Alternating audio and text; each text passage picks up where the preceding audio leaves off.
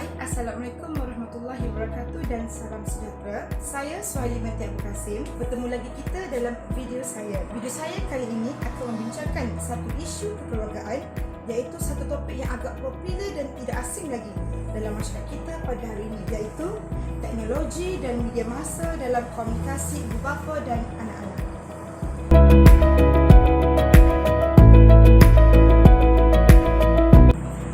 Media sosial dan teknologi. Menurut Hafifi, Nurzali, Jamilah dan Darshan, media massa merupakan satu saluran yang digunakan untuk menyebarkan mesej maklumat dengan tujuan untuk menarik perhatian penonton yang ramai. Manakala maksud media sosial yang berada di bawah payung media massa bermaksud jaringan sosial di mana setiap orang boleh membuat laman web secara peribadi, kemudian berhubung dengan rakan-rakan untuk berkongsi maklumat dan berkomunikasi. Contoh jaringan media sosial yang terkenal pada masa kini adalah seperti Facebook, YouTube, Twitter, blog, WhatsApp, Telegram, Instagram dan banyak lagi. Istilah teknologi pula berasal dari perkataan dua gabungan perkataan iaitu tekno dan logos. Tekno dalam bahasa Yunani bermaksud seni atau kerja tangan dan logos bererti wacana atau kajian sistematis. Pada tahun 1970, Mestre telah memberi definisi teknologi sebagai satu himpunan ilmu yang tersusun dan berkaitan serta berperanan untuk mencapai matlamat yang bersifat praktikal. Istilah teknologi ini merupakan satu konsep yang luas maknanya dan boleh mempunyai lebih daripada satu takrifan. Teknologi yang berkembang dengan pesat membolehkan manusia dari seluruh dunia berhubung dan berkomunikasi antara satu sama lain dengan cepat dan di mana sahaja. Hari ini menyebabkan golongan remaja pada hari ini lebih banyak menggunakan teknologi yang dikatakan lebih pantas dan berkesan untuk memudahkan komunikasi mereka seharian. Apa pula yang dimaksudkan dengan komunikasi dalam keluarga? Menurut Sokowat, komunikasi merupakan satu proses mewujudkan, memproses dan bertukar maklumat antara individu, kumpulan dan organisasi sosial.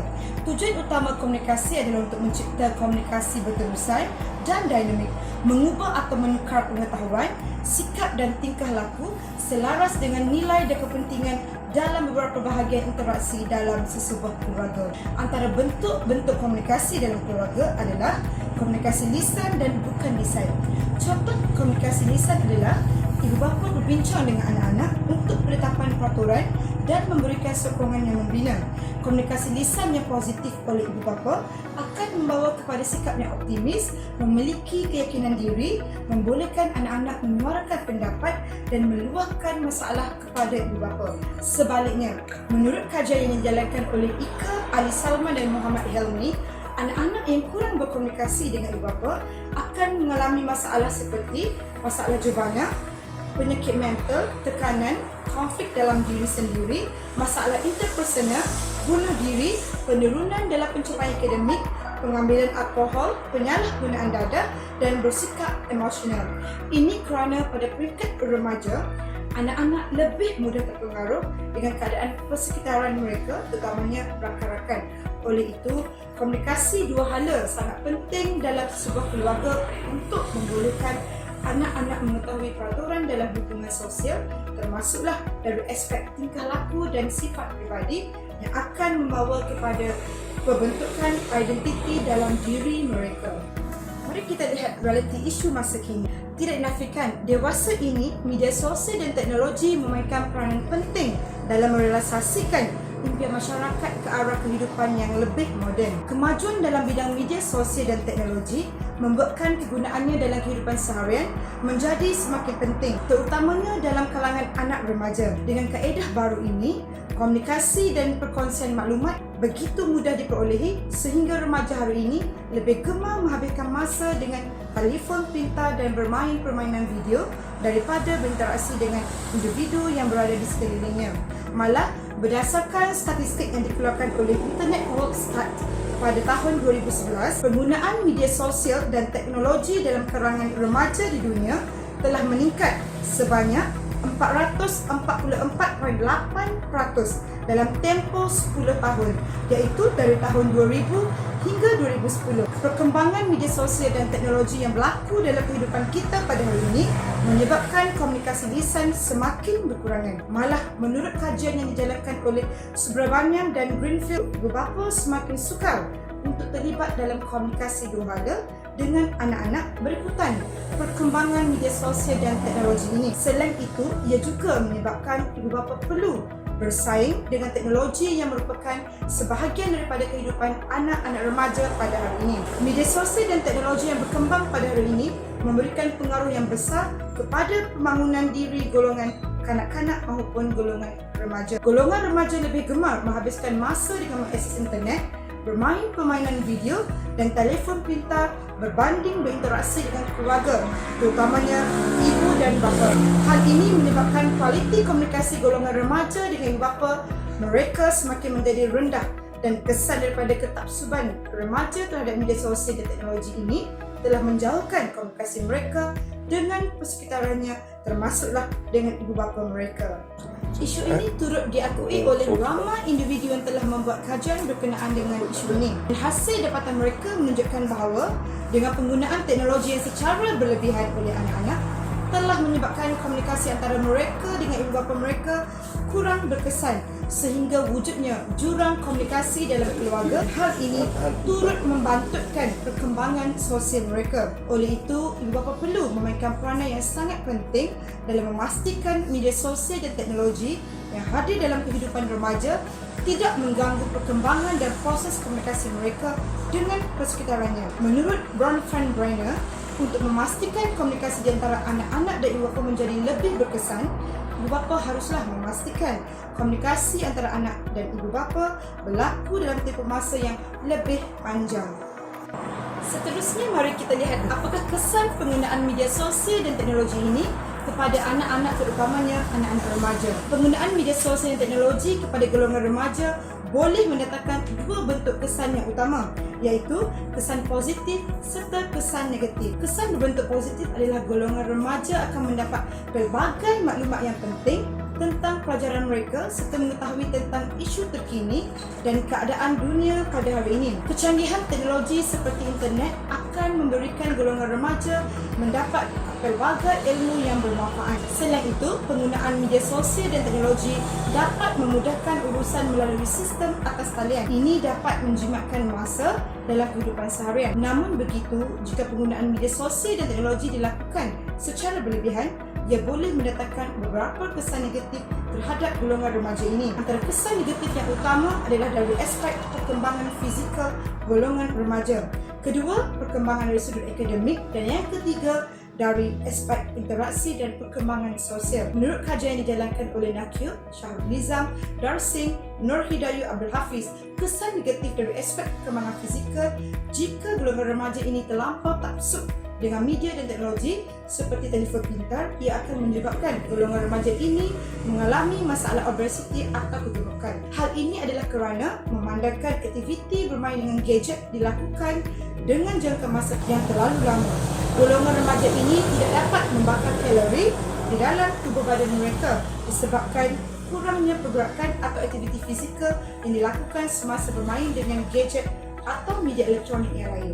Kesan negatif yang lain ialah golongan remaja akan mengalami gangguan tidur kerana leka bermain gadget sehingga lewat malam. Pantulan cahaya daripada skrin gadget tersebut akan menyebabkan urat saraf terganggu serta menjejaskan kesihatan mata sehingga menyebabkan rabun. Faktor kekurangan waktu tidur akan mengganggu proses pembesaran anak-anak serta menjejaskan perkembangan fizikal dan pertumbuhan tubuh badan mereka. Seterusnya, masalah juga akan timbul dari sudut akademik jika penggunaan media sosial dan teknologi ini digunakan secara berlebihan. Misalnya, waktu pembelajaran atau mengulang kaji pelajaran akan terjejas sekiranya golongan remaja terlalu taksub melayan gadget sekaligus melalaikan mereka. Pelbagai aplikasi yang terdapat dalam media sosial dan gadget lebih menarik minat golongan remaja ini daripada menghadap buku pelajaran. Antara media sosial yang popular dalam kalangan remaja adalah Facebook, Instagram, Twitter, Skype, blog, forum dan sebagainya, menyebabkan remaja mengabaikan bekerja, sekolah maupun ketika waktu belajar. Pesan yang ketiga ialah dari aspek interaksi dan perkembangan sosial. Interaksi sosial adalah hubungan timbal balik antara individu dengan individu maupun kelompok yang lain. Interaksi sosial ini amat penting dalam sebuah organisasi. Jika individu ini tidak berinteraksi dengan individu atau kelompok yang lain, mereka akan bersikap introvert atau lebih dikenali sebagai individu yang antisosial. Ada kajian yang dijalankan oleh PARC pada tahun 2005, penggunaan aplikasi WhatsApp adalah salah satu punca yang paling ketara menyebabkan perubahan tingkah laku yang mengurangkan interaksi sosial secara dua hala. Dianggarkan purata remaja memeriksa telefon pintar mereka sebanyak 80 kali sehari. Dengan peningkatan teknologi ini, tidak mustahil kesejahteraan hidup anak-anak akan terjejas dan mereka akan mula menjauhkan diri daripada ibu bapa, dan ibu bapa akan juga sukar untuk memantau apa-apa aktiviti yang mereka lakukan di media sosial. Seterusnya, mari kita lihat isu ini dari perspektif dan pendekatan teori sistem keluarga yang telah diperkenalkan oleh Kak Louis Bentelafé yang merupakan seorang ahli biologi. Menurut Lily Mastura dan Harun, pendekatan teori sistem ini melihat keseluruhan sistem keluarga itu sebagai satu entiti yang memerlukan bantuan. Pendekatan ini juga mengandaikan bahawa sistem keluarga itu boleh merawat sistem keluarga itu sendiri. Sistem keluarga ini juga dilihat sebagai satu sistem psikososial yang saling berinteraksi di antara satu sama lain dan saling mempengaruhi dan dipengaruhi di antara ahli-ahli di dalam sistem keluarga tersebut. Oleh itu, sebagai satu subsistem yang saling berkait di antara satu sama lain, masalah komunikasi di antara ibu bapa dan anak-anak adalah saling berkaitan antara satu sama lain. Ini adalah kerana komunikasi dua hala adalah bertujuan untuk mengekalkan keseimbangan sistem dalam sebuah keluarga. Oleh itu, komunikasi sangat penting dalam proses pemberian maklumat, kasih sayang, sokongan antara ibu bapa dan anak-anak. Justru itu, setiap ahli dalam keluarga adalah bergantung di antara satu sama lain dan juga saling mempengaruhi. Teori sistem keluarga ini juga menerangkan bagaimana ibu bapa memberi respon kepada sebarang perubahan, bukan sahaja perubahan yang hadir di dalam keluarga, tetapi juga perubahan luaran yang memberi cabaran kepada kestabilan sesebuah keluarga untuk berfungsi secara efektif. Teori sistem keluarga ini digunakan dengan meluas untuk menerangkan kefungsian keluarga, khususnya berkaitan dengan hubungan di antara ibu bapa dan anak-anak. Berdasarkan teori sistem keluarga ini juga, komunikasi kompleks yang berlaku dalam keluarga mempengaruhi proses membuat keputusan dan pencapaian dalam sesuatu matlamat. Menurut Barnes dan Olson, proses pencapaian matlamat antara ibu bapa dan anak-anak terhasil daripada komunikasi terbuka yang membolehkan proses penyampaian maklumat dan emosi berlaku dengan lebih mudah. Jika ibu bapa menggunakan bentuk komunikasi terbuka dengan anak-anak, maka mereka akan membentuk penyesuaian diri anak-anak dan mewujudkan suasana positif, persefahaman, malah perkembangan anak-anak akan menjadi lebih sihat. Namun sebaliknya, jika ibu bapa mempunyai masalah dalam komunikasi dengan anak-anak, maka anak-anak tidak akan dapat berkongsi atau memberikan pandangan mereka, dan hal ini akan menimbulkan konflik seperti pertengkaran dan salah faham kerana anak-anak tidak mampu untuk menyatakan pandangan dan tidak dapat meluahkan apa yang mereka rasa atau masalah mereka. Teori sistem keluarga ini juga mengandaikan bahawa ahli keluarga yang berusaha mengekalkan keseimbangan dalam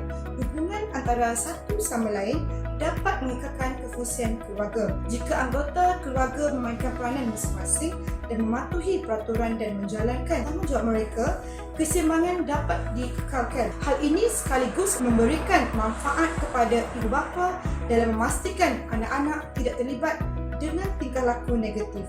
Seterusnya, Cox dan Pillay juga ada membincangkan 4 prinsip yang dikemukakan oleh teori sistem keluarga, iaitu kesepaduan, struktur hierarki, penstabilan diri dan penyesuaian diri sendiri. Ini bermakna dalam sistem keluarga, keseluruhan rangkaian yang ada di dalamnya perlu diambil kira. Keluarga juga perlu dilihat sebagai struktur hierarki dan subsistem yang berbeza-beza seperti ibu bapa atau adik-beradik. Tetapi subsistem ini perlu wujud bersama dalam sistem yang lebih besar. Hal inilah yang akan memudahkan ahli keluarga berinteraksi dalam subsistem yang lebih kecil tanpa campur tangan daripada pihak luar. Prinsip yang seterusnya dalam teori sistem keluarga ini ialah penstabilan diri dan penyesuaian diri. Penstabilan diri dan penyesuaian diri ini merujuk kepada dua cara untuk memberi respon kepada pengaruh luar yang wujud terhadap keluarga. Penstabilan diri memberikan keluarga sumber-sumber yang diperlukan untuk menyesuaikan diri apabila sesuatu struktur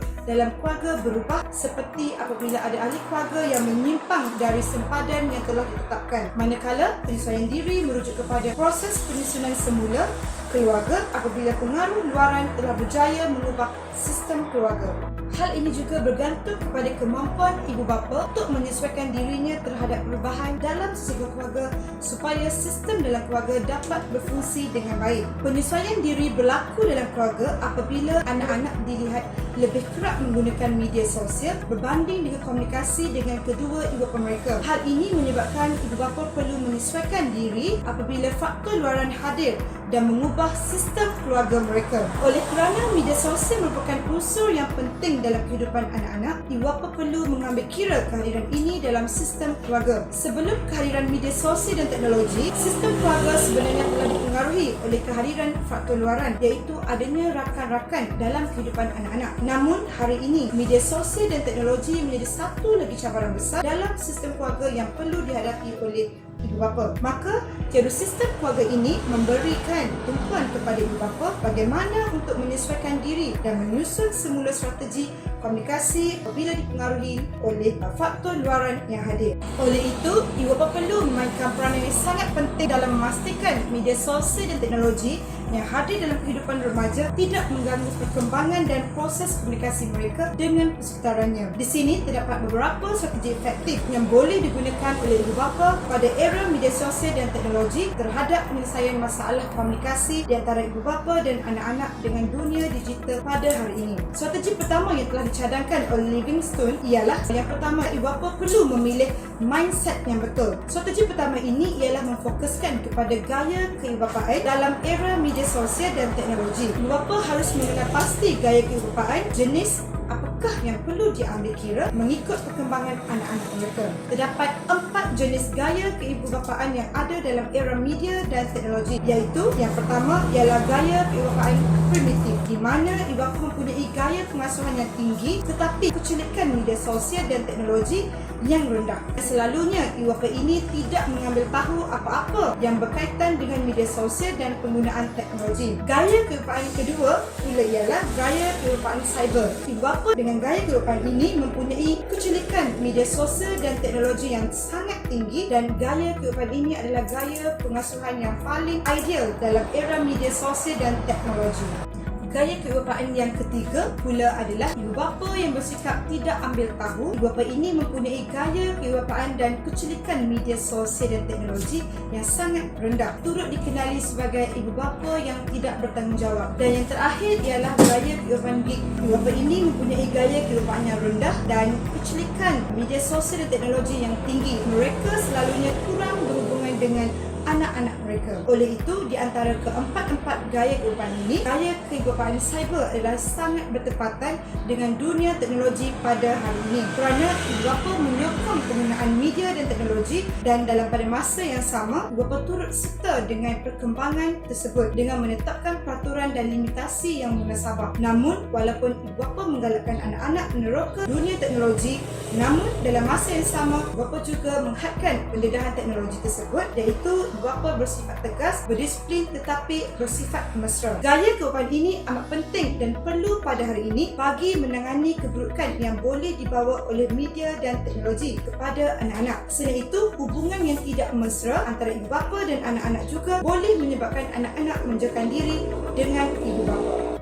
Strategi yang seterusnya, iaitu strategi kedua, adalah ibu bapa perlu memfokuskan diri dan melibatkan diri dalam dunia teknologi. Strategi ini adalah bertujuan untuk memberi pendedahan kepada ibu bapa untuk berhadapan dengan penggunaan teknologi yang positif sebagai platform sosial yang berguna kepada anak-anak mereka. Ibu bapa yang terlibat perlu menerokai penggunaan media sosial dan teknologi bagi menyelami dan memahami budaya digital seperti mana yang dilakukan oleh anak-anak mereka dalam kehidupan sosial. Oleh itu, ibu bapa harus memahami penggunaan teknologi dan internet, rangkaian sosial online dan perkongsian maklumat. Strategi ini melibatkan beberapa elemen digital, iaitu akses digital, keselamatan digital, jual beli digital digital, komunikasi digital, kecilikan digital, undang-undang digital, hak dan tanggungjawab digital, kesihatan dan kesejahteraan digital. Strategi ini akan menghasilkan bapa yang mempunyai ilmu pengetahuan dan kemahiran dalam budaya digital serta keyakinan untuk membentuk komunikasi dengan anak-anak mereka mengenai penggunaan media sosial dan dunia teknologi. Contohnya, ibu bapa turut serta mengikuti latihan dan seminar mengenai pengendalian media massa dan teknologi untuk memastikan mereka tidak ketinggalan dalam penukaan dunia teknologi pada hari ini. Melalui cara ini, ibu bapa dapat memantau penggunaan teknologi dalam kehidupan seharian anak-anak mereka. Pengetahuan terhadap penggunaan media dan teknologi memerlukan kesungguhan dan kesabaran oleh ibu bapa agar ia dapat dimanfaatkan dengan semaksimum mungkin demi kesejahteraan pembangunan diri anak-anak. Ini kerana ancaman dan risiko daripada media sosial dan teknologi dikatakan semakin kompleks dan meningkat secara drastik dari semasa ke semasa. Strategi yang seterusnya ialah ibu bapa perlu meningkatkan kesedaran tentang penggunaan media sosial dan teknologi. Strategi ini pula fokuskan kepada kesan buruk penggunaan media sosial dan teknologi. Ini termasuklah kelemahan media dan teknologi yang boleh dimanipulasikan oleh penjenayah cyber, kesan terhadap psikologi dan tingkah laku masalah kesihatan dan kesejahteraan. Ini bertujuan untuk meningkatkan kesedaran keselamatan dalam kalangan ibu bapa di mana pelibatan anak-anak mereka dalam dunia media dan teknologi sosial yang mempunyai pelbagai ancaman. Namun, ancaman-ancaman ini boleh dikawal sekiranya ibu bapa mengakui punca ia berlaku. Tidak cukup hanya dengan kecilikan digital sahaja, tetapi ibu bapa juga harus terlibat secara aktif dalam meningkatkan kesedaran terhadap penggunaan media sosial dan teknologi. Contohnya, ibu bapa sentiasa memantau aktiviti anak-anak dengan menghadkan tempoh masa anak-anak menggunakan telefon pintar, komputer dan gadget untuk meningkatkan kesedaran kepada anak-anak tentang kesan buruk penggunaan media sosial dan teknologi yang berlebihan. Setiap ibu bapa perlu memiliki ilmu berkaitan dengan teknologi, terutamanya penggunaan telefon pintar dan komputer riba untuk membolehkan mereka memantau laman sesawan yang dikunjungi oleh anak-anak. Terdapat beberapa kaedah penyaringan laman web yang perlu diketahui oleh ibu bapa, contohnya perisian internet security dan acceleration dan cyber sitter yang dicipta untuk menyaring setiap kandungan laman web secara berkesan. Malah internet browser pada hari ini dibekalkan dengan child lock yang dapat menghalang anak-anak daripada memuat turun segala aplikasi yang tidak sesuai untuk mereka, Google Play atau Play Store. Kesedaran berkaitan hal ini sangat penting bagi memastikan anak-anak tidak terdedah dengan laman web yang tidak sihat dan mengundang kesan negatif terhadap perkembangan sosial mereka. Strategi yang keempat ialah kukuhkan teknologi. Strategi ini memfokuskan kepada keselamatan berkaitan dengan media sosial dan teknologi seperti komputer, tablet, smartphone, sistem operasi, aplikasi perisian perkhidmatan internet, email. Namun, ibu bapa harus memperkuasa peraturan ini kepada anak-anak mereka supaya penyelesaian keselamatan berasaskan teknologi ini boleh diimplementasikan. Sebagai contoh, perkongsian maklumat peribadi yang tidak terkawal oleh anak-anak di media sosial menyebab berlakunya kecurian maklumat peribadi, pencerobohan data, penyalahgunaan maklumat dan sebagainya. Hal ini secara tidak langsung memberikan peluang kepada pihak yang tidak bertanggungjawab untuk menyalahgunakan kuasa peribadi tersebut dan menyebabkan keselamatan anak-anak terancam. Anak-anak berada dalam keadaan berisiko tinggi tanpa mereka sedari. Ibu bapa seharusnya bersifat tegas dan menasihati anak-anak dan memberikan kesedaran agar lebih berhati-hati apabila anak-anak berkongsi maklumat di media sosial. Aspek keselamatan dan kerahsiaan maklumat peribadi memainkan peranan yang penting dalam isu pengawasan sosial ini. Kegairahan anak-anak muda pada hari ini berkongsi gambar, status dan lokasi khawatiri membahayakan dirinya, ahli keluarga dan individu yang lain. Maka, ibu bapa perlulah sentiasa memantau penggunaan media sosial dan teknologi dalam kalangan anak-anak mereka. Selain itu, ibu bapa harus berkomunikasi secara terbuka dengan anak-anak, menasihati dan memberi peringatan di samping membuat pemeriksaan ke atas akaun talian anak-anak agar anak-anak tidak terjerumus ke arah gejala yang tidak sihat di masa akan datang. Oleh itu, kesimpulannya, komunikasi keluarga dapat membangunkan hubungan yang kukuh antara ibu bapa dan anak-anak. Namun, kehadiran media sosial dan teknologi seperti penggunaan internet, Facebook dan aplikasi WhatsApp dikatakan dapat mempengaruhi kestabilan sesebuah keluarga dan anak-anak semakin kurang berkomunikasi dengan ibu bapa. Tidak dinafikan, teknologi adalah perkara yang tidak mampu kita halang atau kekang perkembangannya. Menidakkan teknologi moden dalam kehidupan kanak-kanak dan remaja bererti membunuh perkembangannya dalam era digital serta globalisasi. Justru, sokongan dan kerjasama daripada semua pihak amat diperlukan bagi memastikan perkembangan anak-anak dalam persekitaran yang sihat dan selamat. Selain ibu bapa, peranan dan tanggungjawab ini juga tidak terkecuali kepada pihak kerajaan selaku pembuat dasar, pihak sekolah, komuniti sesebuah tempat, masyarakat sekeliling dan pihak yang terlibat secara langsung mencipta dan merancang teknologi. Semua pihak harus menggalas tanggungjawab untuk memastikan kanak-kanak dan remaja memperolehi manfaat daripada kebanjiran sumber teknologi yang ada di segenap persekitaran kehidupan mereka. Oleh itu, ibu bapa perlu memainkan peranan yang sangat penting dalam memastikan media sosial dan teknologi yang hadir dalam kehidupan anak-anak tidak mengganggu perkembangan dan proses komunikasi mereka dengan persekitarannya. Itu sahaja daripada saya, teknologi dan media sosial dalam komunikasi ibu bapa dan anak-anak. Sehingga kita berjumpa lagi pada video-video saya yang akan datang. Sekian, terima kasih.